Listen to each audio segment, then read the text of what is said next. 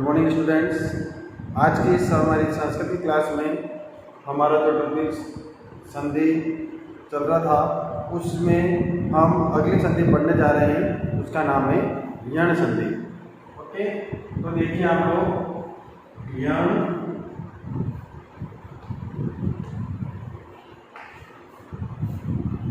संधि, यण संधि को आप ध्यान से देखें। ये संस्कृत के अंदर सबसे सरल संधि होती है। इसको केवल आपको समझने की जरूरत होती है। तो यहाँ पर इसका फर्स्ट रूल्स देखें आप लोग। फर्स्ट जो इसका नियम है वो है ई बड़ी प्लस, यहाँ मैंने लिखा असमान स्वर। तो क्या होता है, इसके स्थान पर क्या करता है, ये नियम होता है। क्या नियम है? फर्स्ट नियम यण संधि का कि ई बड़ी के बाद असमान स्वर है, यानी यहाँ पर कोई भी स्वर हो सकता है। हमको पता है स्वर कितने होते हैं, 30। तो 30 स्वर में से कोई भी स्वर हो तो उसमें ई और बड़ी जो होती है इसकी जगह पर अपन को क्या करना है, यह करना है। समझ में? अब अपन देखें प्लस के पहले दिन ई है, और अगर प्लस के बाद भी अगर मान लो ई आ जाता है तो फिर वो दीर्घ संधि हो जाती है, जो अपन पहले पढ़ चुके हैं। यानी कि आपको बताया था ई प्लस ई बराबर क्या बनता है, बड़ी। तो ये हम इसमें पढ़ चुके हैं, दीर्घ संधि के अंदर पढ़ चुके हैं। समझ में है? तो अपन इसको देखें। यण संधि में फर्स्ट नियम ई बड़ी के बाद असमान स्वर, यानी यहाँ पर ई और बड़ी तो यहाँ पर ई और बड़ी नहीं होना चाहिए।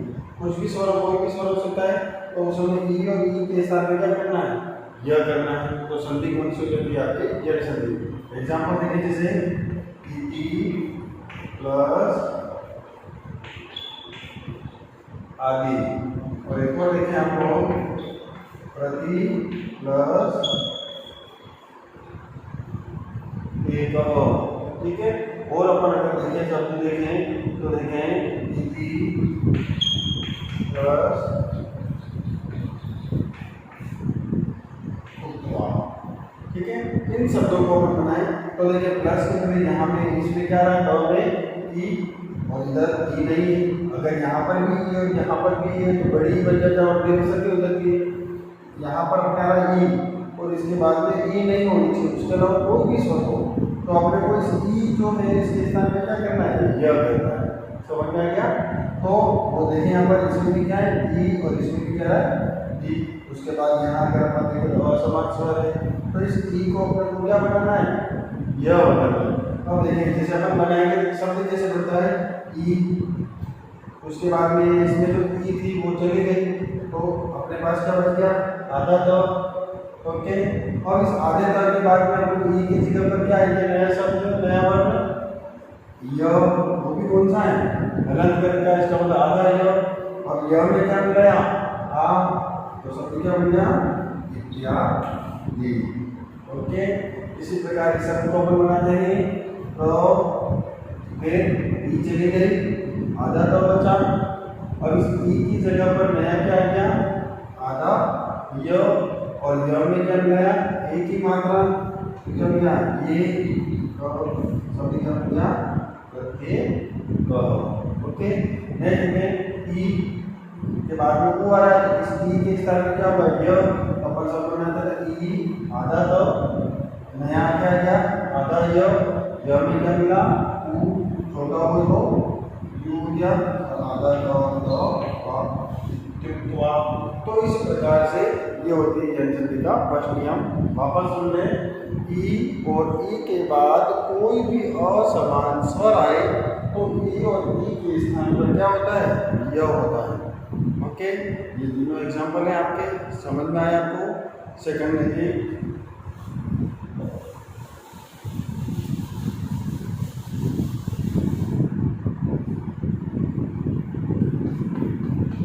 इसी का सेकंड नियम,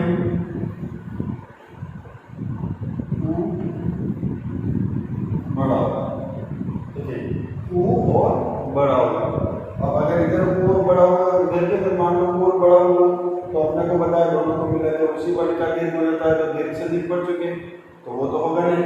तो इधर है ऊ और बड़ा ऊ, और उसके बाद में क्या है, असमान स्वर, यानी यहाँ पर ऊ और ऊ यहाँ पर पर नहीं होना चाहिए।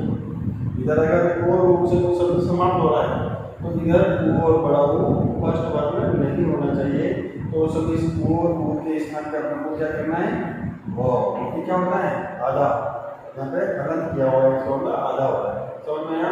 तो नियम ये कहता है ऊ के बाद कोई भी असमान स्वर आए तो ऊ के स्थान पर व होता है।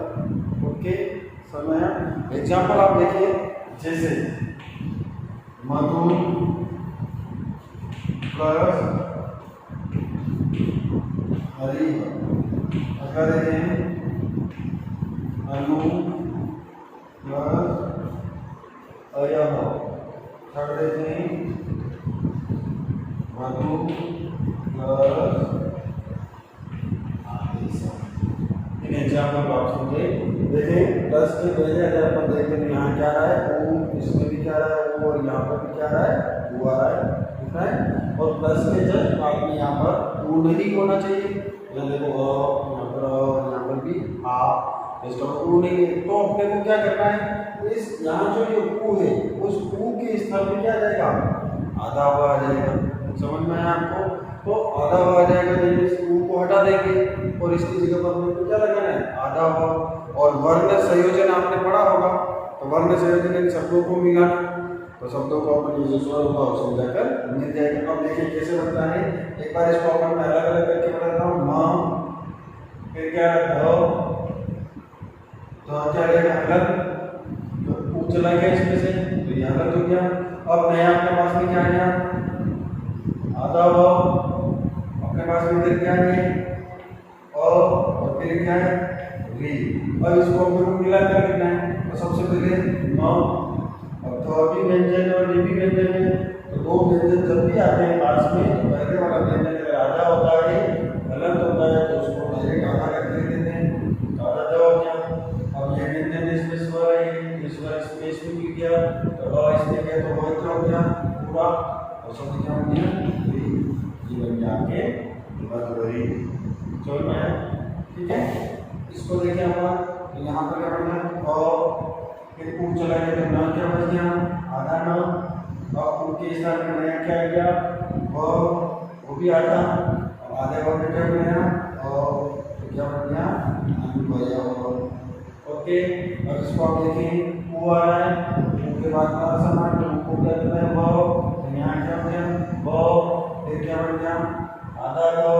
अब आधे का ऊ की जगह पर क्या आएगा, आधा वो में क्या मिलाना है आ ये सब शब्द क्या मिल गया अथवा दे सब।